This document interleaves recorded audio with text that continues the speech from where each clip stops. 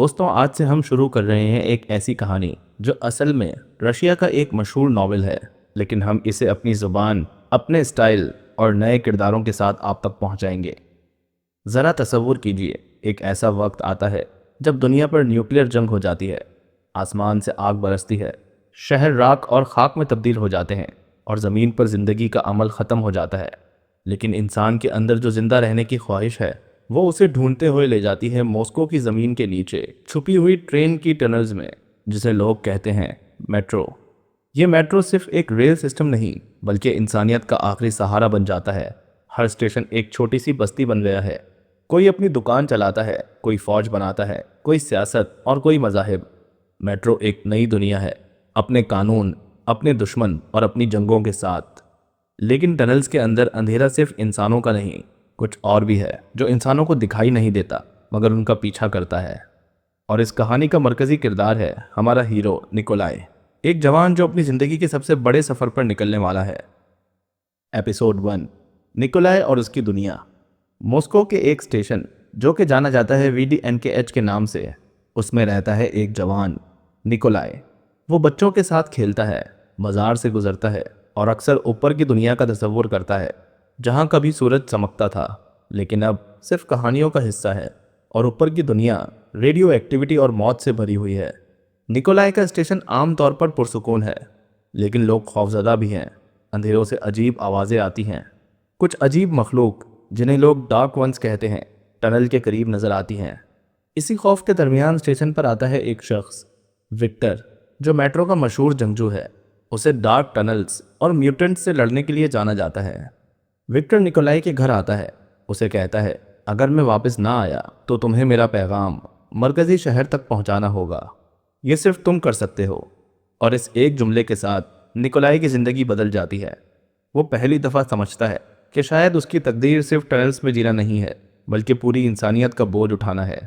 रात गहरी हो रही थी, स्टेशन के टनल्स में चिराग जल रहे थे और लोग अपने अपने घरों में छुप गए थे। लेकिन एक आवाज़ गूंज रही थी, गन फायर की। विक्टर स्टेशन के बाहर के टनल्स में डार्क वन से लड़ रहा था। निकोलाई दरवाजे के करीब खड़ा था, उसका दिल जोर जोर से धड़क रहा था। उसने पहली मर्तबा अपनी आंखों से देखा कि वो मखलूक इंसान जैसी भी लगती है और नहीं भी। इन्हीं को डार्क वंस या म्यूटेंट्स भी कहा जाता है।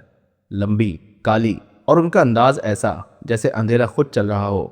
विक्टर ने एकदम रुक कर पीछे देखा। उसकी आंखें निकोलाई से मिलती हैं। याद रखना, अगर मैं वापस ना आया, तुम्हें मेरा पैगाम मरकजी शहर तक पहुंचाना है। बस तुम पर भरोसा है निकोलाई। ये कहकर विक्टर अंधेरों में गायब हो गया। निकोलाई ने रात भर इंतजार किया, लेकिन विक्टर कभी वापस ना आया। अगली सुबह जब स्टेशन के बुजुर्ग और रहने वाले इकट्ठा हुए, उन्होंने फैसला किया कि कोई भी मरकजी शहर तक का सफर नहीं कर सकता। बाहर का रास्ता मौत से कम नहीं। लेकिन निकोलाई ने अपना हाथ उठाया। मैं जाऊंगा, विक्टर का पैगाम मैं खुद पहुंचाऊंगा, चाहे इस सफर में मेरी जान ही क्यों न चली जाए। उस वक्त लोग हंस भी रहे थे, डर भी गए थे, लेकिन निकोलाई के दिल में सिर्फ एक आग थी, विक्टर से किया वादा निभाना और अपने स्टेशन को बचाना। निकोलाई ने अपना थैला उठाया। उसमें कुछ सूखे हुए खाने के टुकड़े, एक पुरानी फ्लैशलाइट और विक्टर का दिया हुआ एक छोटा रिवॉल्वर था। ये उसकी जिंदगी का पहला असली सफर था और शायद आखिरी भी। स्टेशन से निकलने वाले टनल का दरवाजा खुला और वो पहली दफा अपने घर से बाहर कदम रखता है। अंधेरा उसे निगलने लगता है। सिर्फ फ्लैशलाइट की रोशनी में पुराने पोस्टर्स, टूटे हुए इलेक्ट्रिक केबल्स और जमीन पर बिखरी हुई हड्डी जैसी चीजें चमकती हैं। रास्ते में उसकी मुलाकात एक पुराने राही से होती है, जिसका नाम सरगेई है। सरगेई एक अजीब और खामोश आदमी है जो कहता है, मेट्रो की टनल जिंदा हैं, हर एक दीवार की अपनी आवाज़ है, अगर तुम सुनना चाहो तो तुम्हें रास्ता दिखाएंगी। निकोलाई ये सुनकर हैरान भी होता है और घबराता भी है, लेकिन वो समझ जाता है कि सिर्फ बंदूक से ही सफ़र मुमकिन नहीं, कभी कभी हौसला और अकल भी चाहिए होती है। रात भर के सफ़र के बाद दोनों एक पुराने स्टेशन पर रुकते हैं। वहाँ के लोग थके हुए, भूखे और मुसीबत ज़्यादा हैं। निकोलाई पहली दफ़ा देख रहा था कि मेट्रो सिर्फ उसके घर तक लिमिटेड नहीं। हर स्टेशन की अपनी कहानी है, अपनी सियासत है और अपनी जंग है। और उसे एहसास होता है कि उसका सफ़र सिर्फ एक पैगाम पहुंचाना नहीं, बल्कि इंसानियत को समझना भी है। जब निकोलाई और सरगेई अपना सफ़र अगले स्टेशन की तरफ शुरू करते हैं, तो अचानक उनका सामना होता है मेट्रो के सबसे बड़े खौफ से, अंधेरा जो इंसान की रूह तक घुस जाता है। टनल में अचानक फ्लैशलाइट बंद हो जाती है। हर तरफ मुकम्मल खामोशी। लेकिन इस खामोशी में एक अजीब सी सरगोशी सुनाई देती है, जैसे कोई उनके दिमाग के अंदर बात कर रहा हो। निकोलाई अपनी आंखें बंद करता है और महसूस करता है कि ये डार्क वंस की बदरूहें उसे बुला रही हैं। उसे लगता है कि वो उसका दिमाग तोड़ देंगी, लेकिन फिर विक्टर की आवाज़ याद आती है, डर को अपने दिल पर काबू पाने मत दो।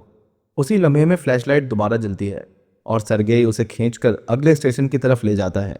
दोनों जिंदा बच जाते हैं, लेकिन निकोलाई समझ जाता है कि यह सफ़र सिर्फ एक फिजिकल इम्तिहान नहीं है, ये उसकी रूह, उसकी हिम्मत और उसके ईमान का भी इम्तिहान है। निकोलाई एक पुराने प्लेटफॉर्म पर बैठकर सोच रहा होता है। उसकी सांस फूल रही होती है। रोशनी बुझने और दोबारा जलने के इस वाक़ये के बाद निकोलाई की आंखों में एक नया खौफ बैठ गया था। उसे लग रहा था कि सुरंगें सिर्फ अंधेरों की नहीं, बल्कि किसी अनदेखे राज की भी कैद हैं। सरगेई उसे अगले स्टेशन पर ले आया, जहां एक काफिला मरकजी शहर की तरफ रवाना होने की तैयारी कर रहा था।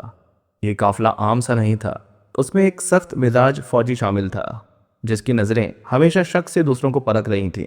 एक ताजिर था जो सिर्फ फायदे के सौदे ढूंढ रहा था, और एक औरत अपने छोटे बच्चे के साथ बैठी थी, जिसके चेहरे पर खौफ की लकीरें साफ दिखाई देती थीं। निकोलाई पहली बार महसूस कर रहा था कि यह सफ़र सिर्फ उसका ज़ाती मिशन नहीं है। हर मुसाफिर अपनी बका के लिए लड़ रहा है। काफिला आहिस्ता आहिस्ता सुरंग के गहरे हिस्सों में बढ़ने लगा।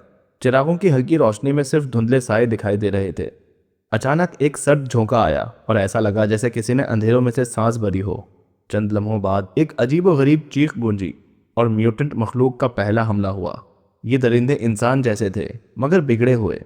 इनकी आंखों में सुर्ख रोशनी और जिस्म पर खौफनाक जख्मों जैसे निशान थे। काफिले में चीखों पुकार मच गई। औरत अपने बच्चे को छुपाने की कोशिश करने लगी। फौजी फौरन फायर करने लगा, मगर अंधेरों में हदफ साफ दिखाई नहीं देता था। निकोलाई ने जिंदगी में पहली बार बंदूक हाथ में ली। उसके हाथ कांप रहे थे, मगर उसने गोली चलाई और एक मखलूक जख्मी होकर गिर गई।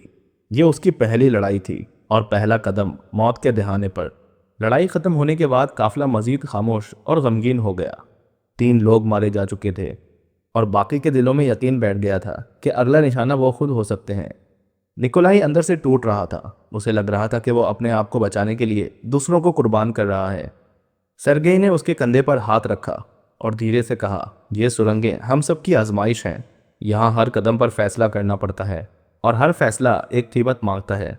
ये अल्फाज निकोलाई के दिल पर नक्श हो गए। उसने महसूस किया कि मरकजी शहर तक पहुंचने का मतलब सिर्फ चलना नहीं, बल्कि अपनी इंसानियत को बचाना भी है। अगले स्टेशन पर एक बूढ़ा मुसाफिर निकोलाई के करीब आया। उसकी आंखों में गहरी थकन और हिकमत झलक रही थी। उसने सरगोशी में कहा, अगर तुम वाकई मरकजी शहर जाना चाहते हो तो याद रखो, दुश्मन सिर्फ ये मखलूकात नहीं है। असल दुश्मन इंसान के अंदर छुपा हुआ खौफ है। जो अपने दिल से हार गया वो कभी आगे नहीं बढ़ पाया।